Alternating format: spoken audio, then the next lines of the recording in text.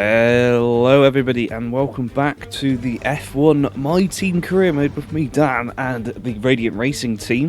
We come to round 4 today as the picture on the screen just glitches out for some reason. That was interesting. Anyway, round 4, so we're still leading the championship at the moment and hopefully it's going to stay that way. But so far Max Verstappen and Sergio Perez have proved to be a bit of a thorn in our side, so maybe we'll do something today, who knows, perhaps extend our lead and see if what we can do about that Constructors' Championship, because it's going to get a little bit close if Sean Galeo isn't able to score as consistently as the two Red Bulls. Anyway, don't forget to like this video, hit that subscribe button, and turn on that notification bell, and we'll, you'll know when the next races are uploaded, including F1 22 when it comes out soon. Let's try and hit 200 subscribers by then. But over on to the starting grid, we've got Max Verstappen on the front row joining us, and we're followed by Sergio Perez in the other Red Bull, and then Lewis Hamilton, no sign of our teammate. Oh, there he is, Sean Galeo. He's alongside the other Mercedes of Valtteri Bottas, and his starts have been good so far this season, so let's see what he can do. Then we have Pierre Gasly, he's alongside Lando Norris, and rounding out the top 10 we have Charles Leclerc and Carlos Sainz, both in the Ferraris. Behind them we have Daniel Ricciardo again outside of the top 10, followed by Esteban Ocon in the Alpine, and the other Alpine, unsurprisingly, of Fernando Alonso. He's alongside Yuki Tsunoda yet again. Lance Stroll again starts P15 alongside George Russell in the Williams, and followed by his teammate Jack Aitken for the 100 millionth time, and Mick Schumacher. Then we have Antonio Giovinazzi, Nicholas Latifi, and rounding out the back row we have Christian Lundgaard and Nikita Mazepin. Okay, onto the starting grid we go, and it's 5 red lights and away we mow. As we get underway, Max Verstappen already making a quick breakaway, and Sean Galeo with an incredible dive bomb around the outside of Lewis Hamilton there as we come powering down towards turn 2. Sean Galeo still on the outside of Lewis Hamilton there, managing to hold 4th position ahead of the Mercedes as we now get challenged by Sergio Perez. He is actually gaining ahead of us, but we've actually got a safety car out as it's a virtual safety car just turned to a full safety car as, well, rather unsurprisingly, we get illegally overtaken. We're going to take those positions back. And, well, apparently, Sean Galeo, although overtaking us under the virtual safety car at the time, is allowed to keep his position. So let's just, dwell on that for a moment. Also notice Max Verstappen still very fast on the medium tyre compared to us on the soft, but we actually face more of a threat from Sergio Perez there going into turn 1. But it wasn't our contact. Well, we didn't make contact, which brought out the safety car. We'll see what that was in a moment. Probably should have stayed a bit committed there on the accelerator when that safety car came out to get an extra position. This was our teammate, the greatest F1 driver in history, Sean Galeo, goes around the outside nearly of us and Sergio Perez. In fact, I think he would have got up into second had we not been on the inside of Perez there. And then successfully wards off the attack from the Mercedes down into turn 2, and then decides he's going to slipstream us and then just illegally overtake. Anyway, so Mick Schumacher was the source of the destruction at turn 1 or 2. You see there's a Williams making a godly send up the inside there. But this is Mick Schumacher coming down towards turn 1, no issues so far. And he's just stepped on it and driven right into the back of George Russell, as we've seen box many times. That is the 3rd race out of 4 so far this season that Alfa Romeo have crashed and not finished with at least one car. As we decide we're going to go and play with the Lando Norris strategy here. So I believe it was this race in Season 2. He actually came into the pits at the end of lap 1 with a front wing damage. We are perfectly fine, so we don't need to worry about that. But he actually went on to either win the race or get very close to winning by the end of it, just because he stopped so early. So we're going to play that game here, considering it's only 13 laps, and we're going to sit at the back and stare at Nikita Mazepin at the safety car restart. What could possibly go wrong, you say? As we're about to get underway. The danger, of course, is we accidentally overtake the HAAS before the start-finish line. Not going to be an issue because he is getting in our way as we come down towards turn 1. And he's actually made a dive bomb on at least 2 cars there. Maybe 3 because he was behind his teammate Christian Lundgaard. He's now losing the positions again because it is Nikita Mazepin. We try and look up the inside of George Russell, who's dropped back, but no luck for us on this occasion. As on board now on the right-hand air pod of the side pod of our car, we see Mazepin and Russell just getting in the way and causing us to go slow, evasive action to try and get round them. We're going to slip round the outside now, going down towards the chicane of Russell, still on our inside. Are we going to be able to hold it? We have managed to hold it, but we are getting squeezed out onto the curb there, and we nearly lose the position to Christian Lundgaard, who is bearing down upon us from behind. Russell, of course, does get through. Mazepin, again, in the way. As we come down towards the castle section, no way to overtake there. Absolutely not. But there will be a few opportunities in a moment. We might just have to wait for some clean air and a straight, because all of these cars are much slower than us in a straight line.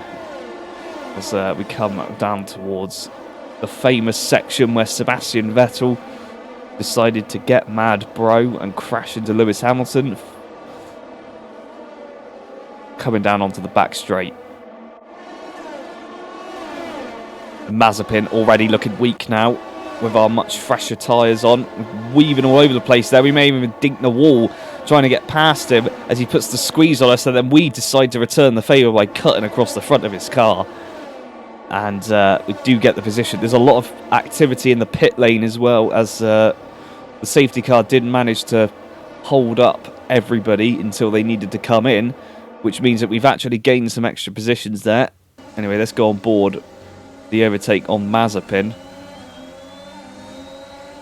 You can see we actually get a bit of understeer there in the wake of his car. It really compromises us, and we get that little dink on the wall. And then he squeezes us against the barrier there. Absolutely disgusting from Nikita Mazepin. A filthy driver. Good job that he's out of F1. Anyway, as we go round the chicane, we are once again stuck behind George Russell. Ahead of us, the other Alfa Romeo here, who has had his fair share of crashes and publicity on the channel since we began this series, sits ahead. Won't be in F1 22 unless he's one of the available drivers that we could pick up. Not that I would choose him anyway. As we come round towards the same section we just saw, actually putting in quite a bit of ground ahead of Sergio Perez right now, at least 5 seconds up the road we are from him. There he is, actually, just in the very background, behind the HAASes, as we run wide, about to go onto the back straight. We will see a few cars come in, so it's not going to be the end of the world, but still, it would be nice, because Max Verstappen, we just don't know what his lead is like. We know he's Sean Gillel's come into the pit lane, but he was at least 4 seconds ahead of Sean Gillel, who was running second until he pitted. And now we sit behind Jack Aitken for a little round of Azerbaijan. Sean Gillel down the order in 5th at the moment. Good job to him. As we rejoin on lap 8, everything's settled down again. Sean Gillel apparently a lap behind Valtteri Bottas. That is not true. We're going to have to go on board with him in a minute. And Max Verstappen has come into the pit lane, and we have just taken the lead of the Grand Prix. There are 5 laps to go. Sergio Perez is still a little bit out of sight. There he is. Sergio Perez coming around the turn 2 now. As now we've got Max Verstappen bearing down on us, and it didn't take him very long, actually. He's half a second behind within a lap. That's the soft tyres for you. His strategy has paid off here, and he's already trying to look around the outside of us, but this section is just too narrow and easy to defend in. As we now come shooting down towards the back straight, it's going to be an absolute bloodbath here as we come around. We're going to have to make the car as wide as possible, but I don't think it's going to matter. Max Verstappen already looking into the slipstream. He's going up the inside. We put the squeeze on him, but we had to give him some room because he's already there. Max Verstappen goes around We somehow stay ahead of him until he gets DRS. He needs the slipstream just for that speed boost as we come down towards turn 1 now, and he is actually ahead of us at the corner as we come through turn 1. We might be able to get him with the DRS into turn 2 if he's feeling a little sleepy. DRS is open. In the background there's Sergio Perez and Valtteri Bottas, and it's not enough to get past, not even close. Verstappen obviously had too much traction out of turn 2 and has managed to put the gap between us. As they now rejoin on lap 10, and unfortunately now it's getting even worse. It's Sergio Perez is now up into third place behind us, just by half a second as we come down the same section of track. Must have made a mistake actually, or tried battling too much with Verstappen on lap 9, no, lap 10 even.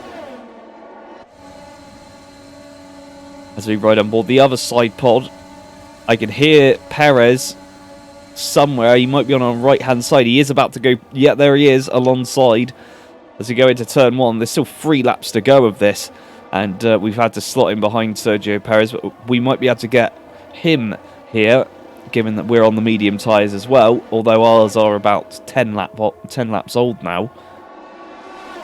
DRS open. Can we compete with the Red Bull again? We are lacking in engine upgrades at the moment. We've not maxed out the facility, so we can't get the final speed upgrade, and drag is still an issue on the car, which has been hampering our progress somewhat. But we come round, we've not been able to get past, and now with just 1 lap to go, we've got Valtteri Bottas in the Mercedes behind us. We know we are much faster than him, at least, most of the time, but we are on worn tyres, and that might contribute to our downfall here. Let's have a look. As we come round onto the back straight, Bottas sniffing left, right and centre like a security dog at an airport, or a sick pervert. As he comes down, he has managed to get past us and shows us the booty of that Mercedes. Into turn 1 we go. We do challenge him up the inside, and we put ourselves ahead into the next DRS zone. It's not going to help us too much there because we kind of want that DRS. But given how long it took Bottas to get past on the straight, we might have an opportunity here to defend.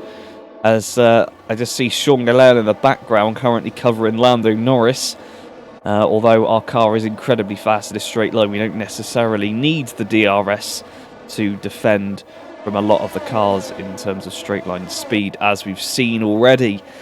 But we come round towards the castle section now.